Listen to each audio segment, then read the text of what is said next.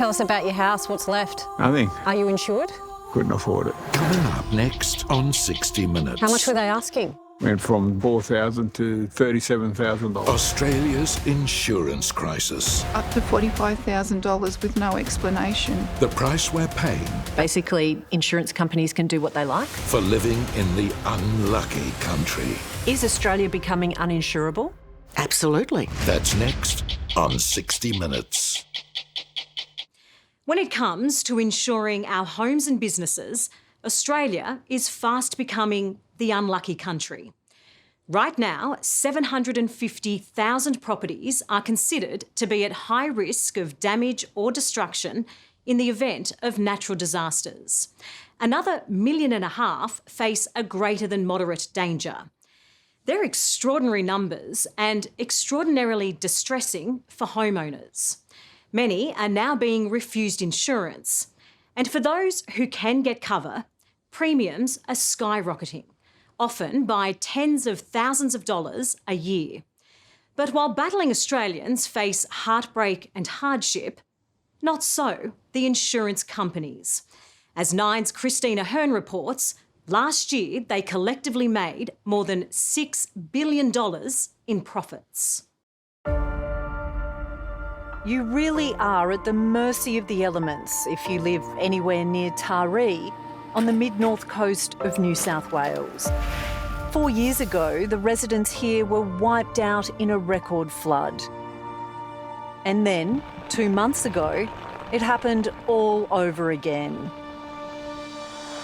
Only this time, it was even more catastrophic. Mario Aegis says there's no getting used to losing everything. Tell us about your house, what's left? Nothing. Nothing. Everything's gone. Had 2.5 foot water through it. We lifted up what we could, but it wasn't high enough. What about all your belongings? It's gone on the tipper. The big question, are you insured? Not for flood. And why is that? Couldn't afford it.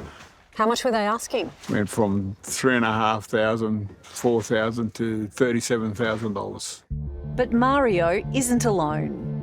The insurance price squeeze is taking a toll in this area. Stuart Sprott tried to reinsure, but after the last flood, he couldn't believe what they were asking. It was over 20 grand for flood insurance. And then it was 6.5 grand just for the fire and theft. Did the insurance company explain why it went up so much? No, they just said this is how much it is. So I just went, oh, well, I can't do that. Thanks, bye. Did you try and argue for a better price? I did, but as soon as they said, put your address in, they just didn't want to know you. They just said, no, we don't insure that area. It's a miracle no one here drowned. Tari's emergency services couldn't even get into this district, 15 minutes from the CBD, to rescue stranded homeowners at the height of the flood. It was left to the local oyster farmer to save traumatised locals, including Kerry and Glenn Williams. I can see how upset you are, Kerry. What's happened to your home? We've lost everything in the bottom half of our house, everything's gone. After the 2021 flood, Kerry and Glenn were able to talk their way into extending their flood coverage. They haggled to bring their premium down by paying a higher excess. The couple considers themselves lucky though. Out of the 38 nearby homes, theirs is one of only 3 that could actually get insurance. The last mob that we were with, they just jumped up to $45,000 with no explanation. And then I looked around and found one that if I had a high excess of $5,000, I was able to keep it down to just $8,000. But they know after this flood, another hike is coming and it will break them. They're planning to say goodbye to Tari if they can find a buyer. I don't know if I could handle it going through this again. Yeah. Tari is the latest Australian disaster story, and we know a lot of people in this area don't have insurance because they can't afford it or they can't get it. The latest report from the Australia Institute shows over 800,000 homes in the country currently don't have insurance or are underinsured. That's 2 million people that have their fingers crossed that disaster is not going to strike them. If you think it's not a problem where you live, think again. We need to get out of here. Global warming is fueling a surge in weather catastrophes. And Climate Council economist Nikki Hutley says it's threatening more of us than you'd expect. Is Australia becoming uninsurable? Absolutely. At least vast parts of it are. We're talking 1 in 23 properties. You know, I don't know about you, but I live in a street with maybe 75 homes in it. That's saying that 3 houses in my street are uninsurable in every street in Australia on average. That's a lot of homes. And then we talk about how these at-risk properties are concentrated in regions that are facing absolutely unimaginable risk. How can we not consider that a crisis for those communities? Well, Andrew, this place has obviously been completely destroyed. It was a haberdashery. The CEO of the Australian Insurance Council, Andrew Hall, has become accustomed to touring devastated towns like Tari because disasters are happening so often. Homeowners are understandably angry. But he says insurers have no choice but to jack up the premiums. Do you agree that insurers have been doing a pretty lousy job in explaining to customers why their premiums are going up by so much? They're trying to price them in a way to understand if they need to replace them after they're flooded every 3 or 5 years, what would that cost? If we were to equalise the cost across everybody's home in Australia, everybody's premiums will go up. But everyone's premiums are going up. I don't know of too many people that say their insurance is going down. And insurers are not immune to inflation. The cost of building inflation over the last 3 years alone has outstripped the cost of premium increases. Have you read your own code of conduct? Yes, I'm very aware of the code of practice. Principle 1, insurers need a clear understanding of people's needs and information. Number 2, insurers' communication should be clear and reader-friendly. Just on those first 2 principles of the code of conduct, would you agree that insurers are overwhelmingly failing? Well, insurance is a very highly regulated product. Our product disclosures... Are they highly regulated though? We've got more than 100 pieces of legislation at the moment covering how insurance operates. We've just had a major flood inquiry with 80-odd recommendations. We've also had a major review of the code of practice. There is a watchdog that's meant to be keeping a close eye over the industry. It's the Australian Securities and Investment Commission, or ASIC. Nobody around here thinks they're doing a very good job.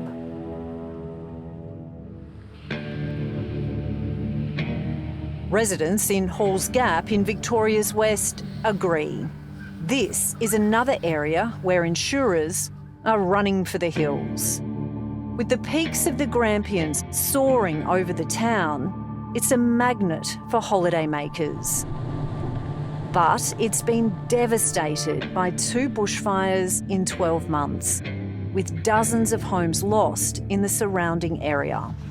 Asip Mamishi had just paid $6 million for the Halls Gap Hotel when a few weeks later, bushfires were on his doorstep. I've got about 4 or 5 hoses which I had rolled out in different positions, and I was just going around just hitting the roof and hitting the deck area for about most of Saturday and the Sunday until the CFA and all that come from all over Victoria. The previous owner of the pub had bushfire insurance, but when Asip bought 2 years ago, he couldn't get it. Instead, Asip pays a staggering $55,000 a year without bushfire cover. If this place burnt down, what would you be left with? Nothing. I'd be wiped out. But you're paying $55,000 a year for insurance. I know. So you're just resigned to the fact if this place burns down in a bushfire, that's it? Yeah, I'm finished, You just lose everything? I lose everything, yes. How tough is that? It's really tough. Being in Australia, one of the best and richest countries in the world, and we can't get fire insurance, it should be a democratic right to have insurance, just a basic insurance cover. The insurance company eventually gave Asip another option. He could pay $100,000 a year and get bushfire protection, but it would only cover the hotel for $2 million, a fraction of its true value. I just can't afford that. I'm struggling to pay the 55. As a small country hotel, it's just... It's out of reach. It's out of reach. The Insurance Council would say to you, we'll shop around. Yes. The Insurance Council will say that because they're a lobby group which is paid by the insurance companies, but they just come here, talk the same thing, just piss in your pocket. It's just bullshit. There's only 1 or 2 insurance brokers that actually cover hotels in Australia, and they're based in England. They've got their zones picked out by satellite, and this is a bushfire-prone area, and it's an automatic exclusion, especially for big assets like ours. What's hard for Asip and the Tari flood victims to accept is that after a few lean years, insurers are now back in the black and recording massive profits, while they continue to battle with their insurers and struggle to rebuild their homes.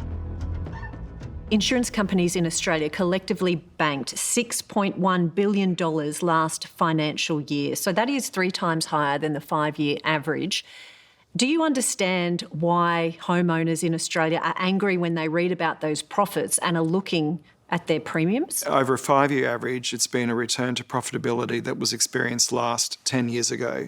So it is not a case that insurers every single year make profits. The insurance industry is not about to revisit those lean years anytime soon. And they're playing hardball in any areas prone to risk. We can't keep rebuilding properties in the wrong location. We can't keep restoring them in the wrong location. We're going to have to make some hard decisions about what we do about some of these communities moving forward. Coming up, how the insurance companies game the system. Insurance people are almost trained that the insurance company is the good guy, the clients are the bad guy. We never would have thought that it would have taken this long. And you just bang your head against the wall and we are bloody over it.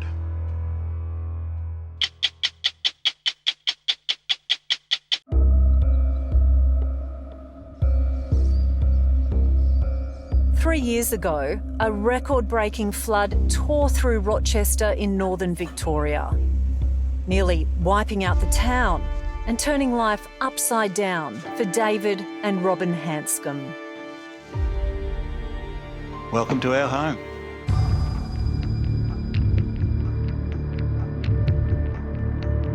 This is what we've been left with, and this is our fight with our insurance company. It's heartbreaking just to walk through that door. It's demoralising. We're about the middle of the hallway heading up. Fully insured, they lost everything, but never thought they'd still be arguing with insurance company Allianz nearly 3 years later. And it's all gone.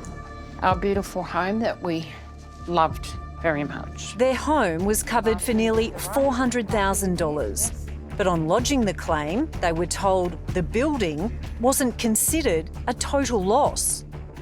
They said they were able to rebuild our home for $160,000. We said, go ahead. Then they came back and said, oh, it's not possible because our builders will not guarantee their work.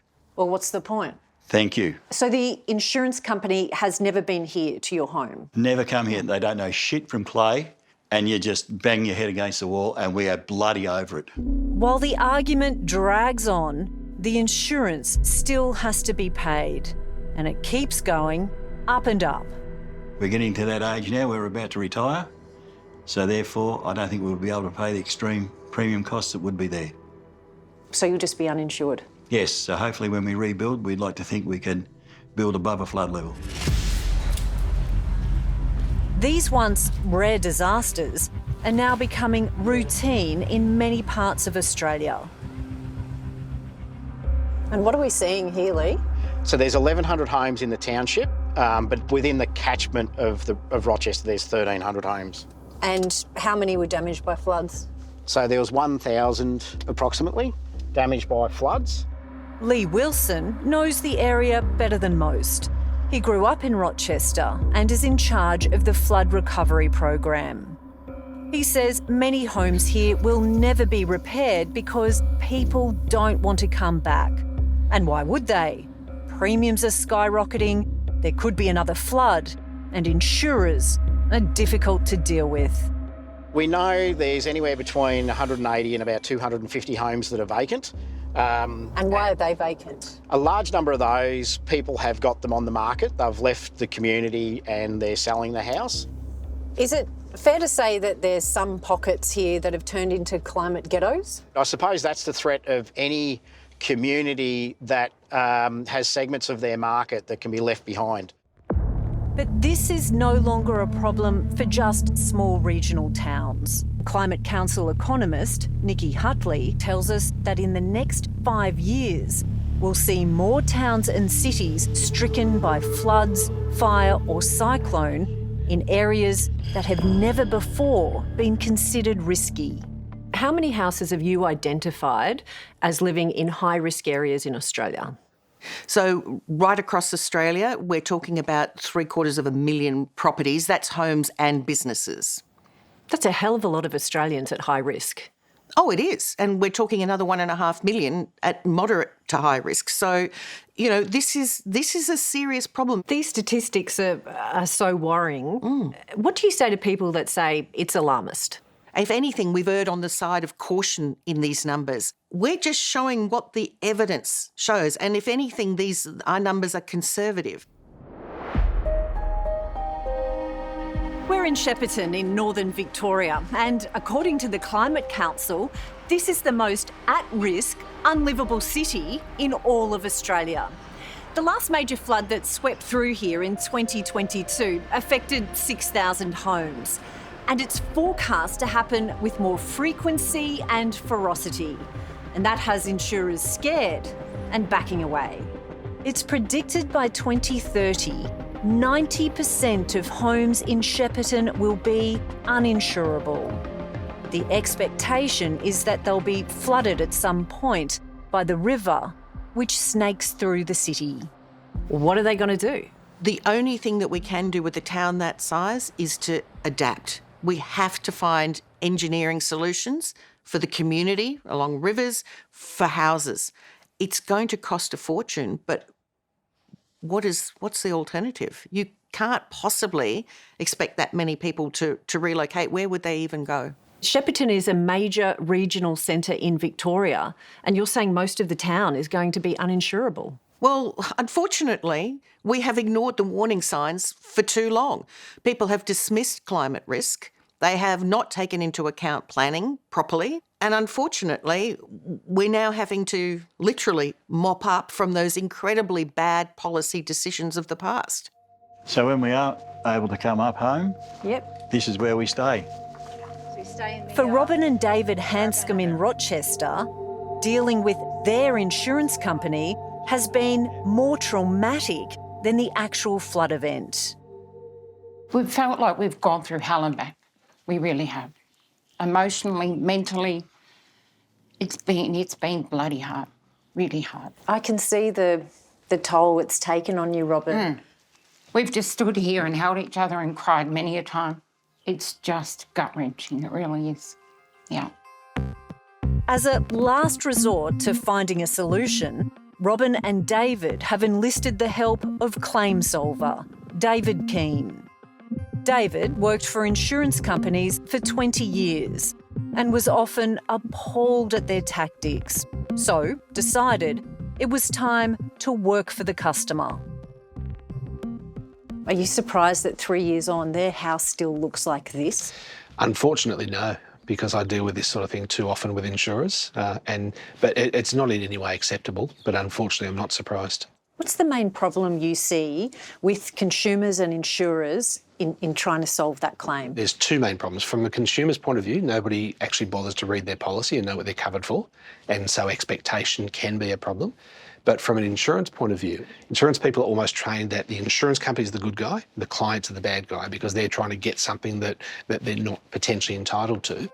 And in David's experience, the system is rigged against the customers because it's the insurance companies who hire and pay the builders and engineers to assess the damage. And it's on their word whether a claim gets paid or not.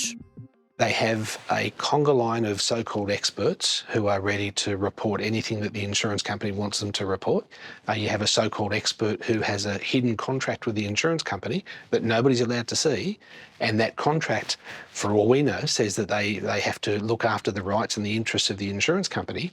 Is it a case of some insurance companies just looking for that loophole, not to pay out? Absolutely. There are some companies that are better than others, but there are some insurance companies that I get involved in what I call corporate bastardry. How widespread is that practice of insurance companies having secret contracts with experts? Well, it's difficult to know exactly how widespread because it's so secret. I've had cases where a building consultant or an engineer who does happily report for the insurance company or the consumer then gets a quiet phone call from the industry saying, if you keep doing that, we're going to run you out of this industry. And that's happened to multiple contractors that I'm aware of personally. Andrew Hall is the CEO of the Australian Insurance Council. His unenviable job is to defend the general insurance sector. He is adamant the majority of claims are settled quickly and fairly. But we've got cases where people are still waiting 3 years on from the flood to settle their claim. Is that fair? Well, there are a number of mechanisms to protect people through a claims process. And at any time during that process, if the homeowner changes their mind about a scope of works, they can adjust that scope of works. But it's also much about them changing minds. It's that the insurer doesn't want to actually pay out the agreed amount, and they'll come up with reasons as to why not, or trying to offer a cash settlement far below what the homeowner was insured for. If you are unhappy with where you are arriving at with your insurer, we have an ombudsman called AFCA. But AFCA, the Australian Financial Complaints Authority, ruling is final. And that is catching out a lot of homeowners who go into the process underprepared. You only get one chance at AFCA. There's no appeals process. Some people go to AFCA, they get to the end, and because they didn't have the right evidence, AFCA goes against them. And then they call me and say, what can you do? And I say, well, it's too late. And so the industry tries to push people directly to AFCA. I think it's because they want people who are ill-equipped to fight that matter for themselves. David, it seems there's a lot of things stacked against the consumer. Absolutely. There is a happy postscript for David and Robin Hanscom. Their 3-year saga was suddenly fully settled after our visit. If only it was this easy for thousands of others battling insurance companies. Of course, neither the insurers nor their customers can predict what the climate is going to throw at us next. But there is one thing everyone can agree on, and that's the urgent need for government intervention. We need smarter planning, better flood and bushfire mitigation, and buildings that are truly fit for purpose to be ready for what is coming. It is a really costly problem to mitigate and make Australia more resilient. It's going to be borne by not just the policyholders, it'll be borne by taxpayers. If we look around the world, there is no silver bullet. It is very expensive, but we have to make a start now. The longer we put this off, the more expensive it's going to become. What's the worst outcome you see down the track? Is that we fail to act, that we have more and more communities that are disrupted, lives that are lost, that insurance becomes more and more out of reach of more and more households. We're already behind the 8 ball, but can we please just start acting to stop making things worse? Tell us about your house. What's left? Nothing. Are you insured? Couldn't afford it. Coming up next on 60 Minutes. How much were they asking? Went from $4,000 to $37,000. Australia's insurance crisis. Up to $45,000 with no explanation. The price we're paying Basically, insurance companies can do what they like. for living in the unlucky country. Is Australia becoming uninsurable? Absolutely. Hello, I'm Dimity Clancey. Thanks for watching 60 Minutes Australia. Subscribe to our channel now for brand new stories and exclusive clips every week. And don't miss out on our extra minute segments and full episodes of 60 Minutes on 9now.com.au and the 9Now app.